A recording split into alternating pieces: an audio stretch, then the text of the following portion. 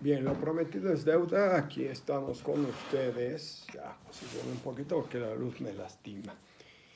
Para continuar nuestra clase o sesión de lectura guía de la Biblia, número 554. Estamos ya en la carta de San Pablo a los Romanos y vamos a leer capítulos 3 y 4. Cambiamos un poquito el método. Las notas a pie de página, libremente, cuando ustedes puedan, lo hacen. Yo solo les indico, subrayen tal cosa y hago algún comentario que sea pertinente, interesante además.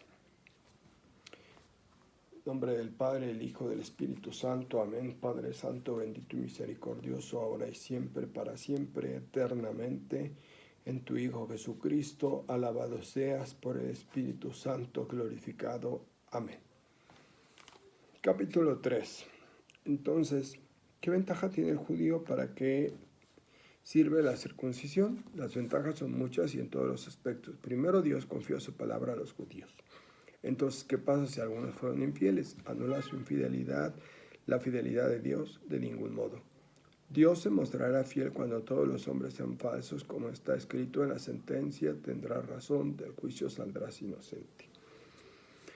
Pero si nuestra culpa hace resaltar la justicia de Dios, ¿qué diremos? ¿Que Dios es injusto al aplicar el castigo? Hablando humanamente, de ningún modo. De lo contrario, ¿cómo podrá Dios juzgar al mundo? Pero si mi falsedad hace resaltar la fidelidad de Dios, siendo así mayor su gloria, ¿por qué encima me condena como pecador? ¿O debemos hacer el mal para que resulte el bien? Es lo que algunos calumniadores me atribuyen. Ellos sí merecen ser condenados. En conclusión, ¿llevamos ventaja a los judíos? No en todo. Acabamos de demostrar que todos, judíos y griegos, están sometidos al pecado, como está escrito. No hay uno honrado, ni uno sensato que busque a Dios. No hay uno que busque el bien. Todos se han extraviado y pervertido. No hay quien haga el bien, ni uno solo. Su garganta es una tumba abierta. Mienten con sus lenguas. Sus labios esconden veneno de víboras. Su boca está llena de maldiciones hirientes. Sus pies corren para derramar sangre. Sus caminos están sembrados de ruina y destrucción. No conocen la ruta de la paz, ni tienen el temor de Dios. Ahora bien, las exigencias de la ley se dirigen a los súbditos de la ley, y así a todos se les tapa la boca y el mundo entero queda sometido al juicio de Dios. Por eso nadie será justificado ante Dios por haber cumplido la ley, ya que la ley se limita a hacernos conocer el pecado. Subrayamos, la ley se limita a hacernos conocer el pecado.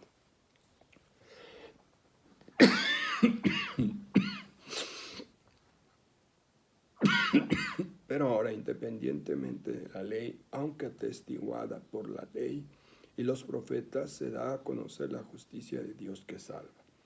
Por la fe en Jesucristo, válida sin distinción para cuantos creen.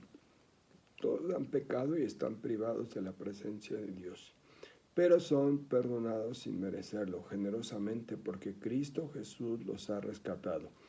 Dios lo destinó a ser con su sangre instrumento de expiación para los que creen.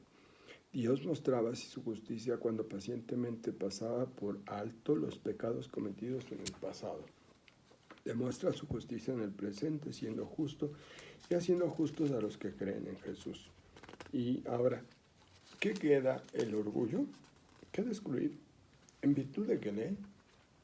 ¿Por la ley de las obras? Nada de eso. Por la ley de la fe. Porque nosotros afirmamos que el hombre es justificado por la fe. A ver, es justificado por la fe. A ver, aquí quiero decir algo. Hay personas que creen que por lo que hacen, ya Dios está en deuda con ellas. Como yo hago, como doy limosnas, como soy misericordioso, como soy piadoso, como soy compasivo, ya Dios está en deuda conmigo. No. Es la gratuidad de Dios la que nos justifica. No es otra cosa. No son los méritos nuestros. Sí hay un mérito, pero no es Dios quien tiene deuda con nosotros. Continúa. Versículo 29. ¿Acaso Dios es solo de los judíos? ¿No lo es también de los paganos? Ciertamente también de los paganos. porque no hay más que un solo Dios que justifica por medio de la fe a los judíos circuncisos y a los paganos incircuncisos. ¿Significa eso que con la fe invadimos la ley? De ningún modo, antes bien la confirmamos. Capítulo 4. ¿Y qué diremos de Abraham, nuestro padre según la carne? Si Abraham fue justificado por las obras, podía estar orgulloso, pero no delante de Dios, que dice la Escritura, creyó Abraham a Dios y esto le fue tenido en cuenta para su justificación. Creyó, o sea, por la fe. Comenté sin decírselos, perdón. Al que trabaja le dan el salario como paga, no como regalo. Al que no hace nada, sino que se fía en el que hace justo al malvado. Se le tiene en cuenta la fe para su justificación. Por eso David proclama la bienaventuranza del hombre a quien Dios tiene como justo sin tomarle en cuenta las obras. Dichoso aquel a quien le han perdonado el delito y le han sepultado sus pecados. Dichoso aquel a quien el Señor no le tiene en cuenta su pecado. Me creerán que a pesar del calor que hace afuera, aquí se siente frillito, pero si me tapo, me pongo peor. Perdón. Pero esa bienaventuranza vale solo para el circunciso o también para el incircunciso. Hemos afirmado que a Abraham la fe le fue tenida en cuenta para su justificación. ¿En qué situación? ¿Antes o después de circuncidado? Evidentemente antes y no después. Como señal de la justicia que sin estar circuncidado había recibido por creer, recibió la circuncisión. O sea, fíjense, primero fue la fe, la circunstancia, antes de ser circuncidado. Y como señal, la circuncisión.